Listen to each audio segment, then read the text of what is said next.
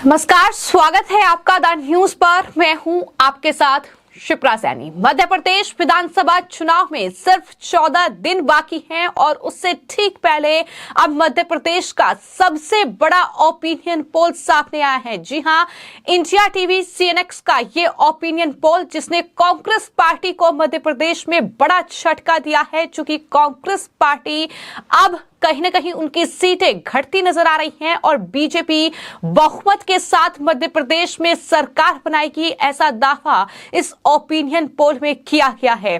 तो कहीं ना कहीं चुनाव से पहले ये ओपिनियन पोल काफी ज्यादा अहम माना जा रहा है। इंडिया टीवी और CNX का ये ओपिनियन पोल है जिसमें ये बताया गया है कि मध्य प्रदेश में बहुमत के साथ बीजेपी सरकार बनाएगी और ताजा सर्वे में बीजेपी की सीटों में इजाफा हुआ है। यानी जो पहले ओपिनियन पोल सामने आए हैं, जिस तरीके से बीजेपी और कांग्रेस पार्टी के बीच कड़ा मुकाबला होने का दावा किया गया, लेकिन ये अब लेटेस्ट ओपिनियन पोल चुनाव से ठीक पहले जो कांग्रेस पार्टी की नींद उड़ाने वाला है। जाहिर तौर पर जिस तरीके से सीटें जो हैं इस ओपिनियन पोल में बताई गई हैं, मध्य प्रदेश विधानसभा की कुल 230 सीटें हैं और 230 सीटों में से अब बीजेपी को 119 सीटें जो हैं मध्य प्रदेश में मिल सकती हैं। ये ओपिनियन पोल में दावा किया गया है, जो पिछले सर्वे के आंकड़ों से 4 सीटें ज्यादा हैं। यानी बीजेपी की सीटों में इजाफा मध्य प्रदेश में हो रहा है। ये बड़ी बात इस ओपिनियन पोल में सामने आई है। तो वहीं कांग्रेस पार्टी को बड़ा झटका लगा है, क्योंकि कांग्रेस पार्टी की सीटें मध्य प्रदेश में कम हो रही हैं और 110 से 107 सीटों पर अब जो है कांग्रेस पार्टी खिसक गई है इस ओपिनियन पोल के मुताबिक। और 3 सीटों का नुकसान जो है मध्य प्रदेश में कांग्रेस पार्टी को होगा, ये भी इस ओपिनियन पोल में साफ तौर पर कहा गया है। और अन्य के खाते में दरअसल 5 सीटें आने का अनुमान पहले सर्वे में जाहिर किया गया था, लेकिन अब जो लेटेस्ट सर्वे है उसमें 4 सीटें अन्य के खाते में जा सकती हैं। यानी कांग्रेस पार्टी के साथ साथ समाजवादी पार्टी और साथ ही आम आदमी पार्टी को भी बड़ा झटका लग रहा है।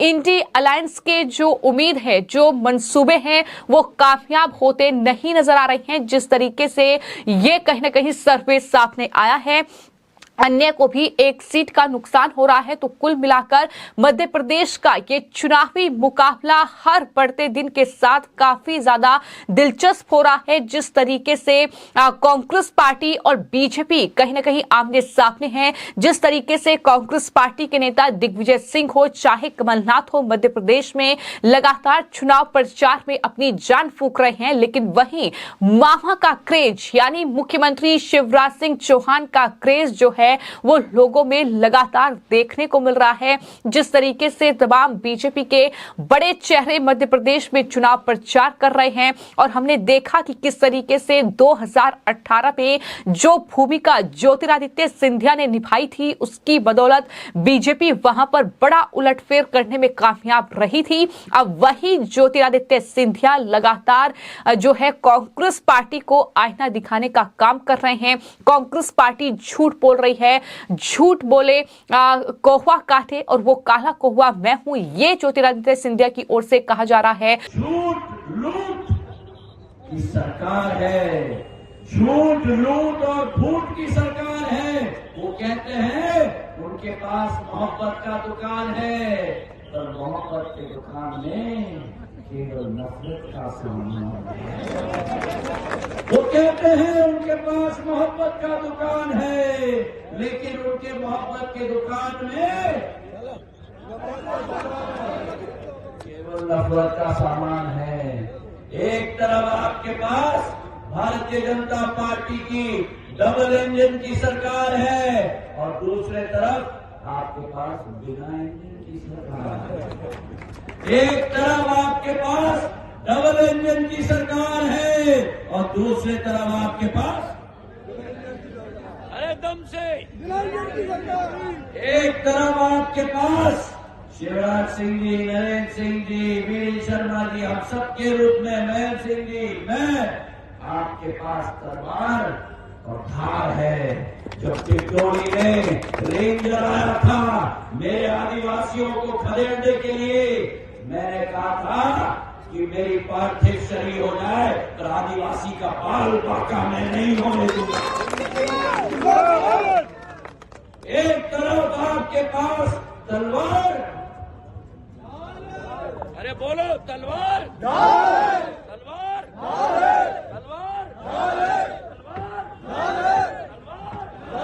एक तरफ आपके पास तलवार, दूसरे तरफ आपके पास श्रीमान बनता भार है। एक तरफ आपके पास तलवार और धार है और दूसरे तरफ आपके पास 17 तारीख को आपसे निवेदन करना चाहता हूं, मैं इनको आप अपना पूरा आशीर्वाद प्रदान करो। हाथ उठाकर मुट्ठी मांगकर एक एक वोट कमल के फूल के निशान पर ऐसा दबाना,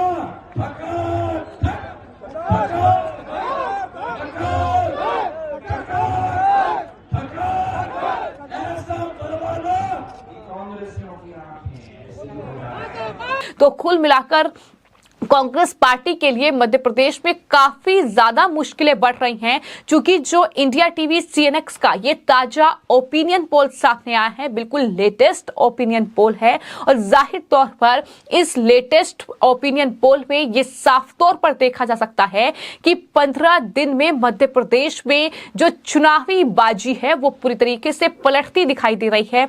कहीं ना कहीं बीजेपी का वोट बैंक जो है वो मध्य प्रदेश में बढ़ता हुआ नजर आ रहा है, कम से कम इस ओपिनियन पोल के मुताबिक। सीटों की अगर बात की जाए तो मैं आपको यह बता दूं कि इंडिया टीवी CNX का जो एक सर्वे था, पहला जो ओपिनियन पोल था वो 19 अक्टूबर को किया गया था, जिसमें बीजेपी को 115 सीटें, कांग्रेस पार्टी को 110 सीटें और साथ ही अन्य के खाते में 5 सीटें मिलने का अनुमान जाहिर किया गया था।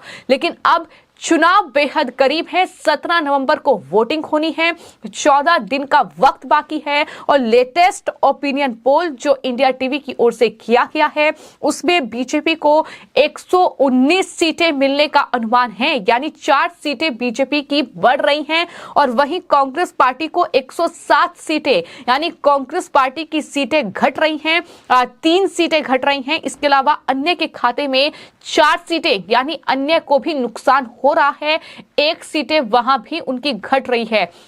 यानी समाजवादी पार्टी हो चाहे आम आदमी पार्टी हो, जो केजरीवाल ईडी का समन छोड़कर मध्य प्रदेश में चुनाव प्रचार कर रहे हैं, उन्हें भी बड़ा झटका लगने वाला है, क्योंकि मध्य प्रदेश में आम आदमी पार्टी का पूरी तरीके से सुपड़ा साफ होता दिखाई दे रहा है। तो कहीं ना कहीं ये चुनाव से ठीक पहले ये सर्वे बीजेपी के लिए बहुत अच्छी खबर है और कहीं ना कहीं वोटर्स को भी ये सर्वे सोचने पर मजबूर करेगा। तो यही वजह है कि बीजेपी के लिए यह सर्वे काफी ज्यादा महत्वपूर्ण माना जा रहा है और इस ओपिनियन पोल के सामने आने के बाद बीजेपी में भी काफी ज्यादा खुशी है कि वहां पर जो चुनाव प्रचार वो कर रहे हैं, वहां पर शिवराज सिंह चौहान की सरकार में जो कार्य किए गए हैं, जो महिलाओं के लिए योजनाएं चलाई गई हैं, जो किसानों के लिए काम किए गए हैं, उसका फायदा बीजेपी को हो। जाहिर तौर पर पिछले चुनाव में 2018 में कांग्रेस पार्टी को जीत हुई थी,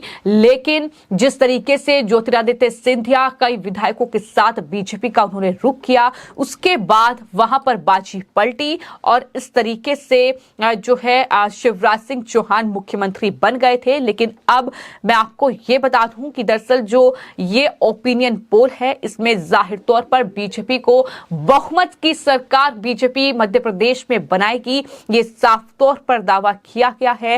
यानी बहुमत का आंकड़ा बीजेपी पार करती हुई दिखाई दे रही है।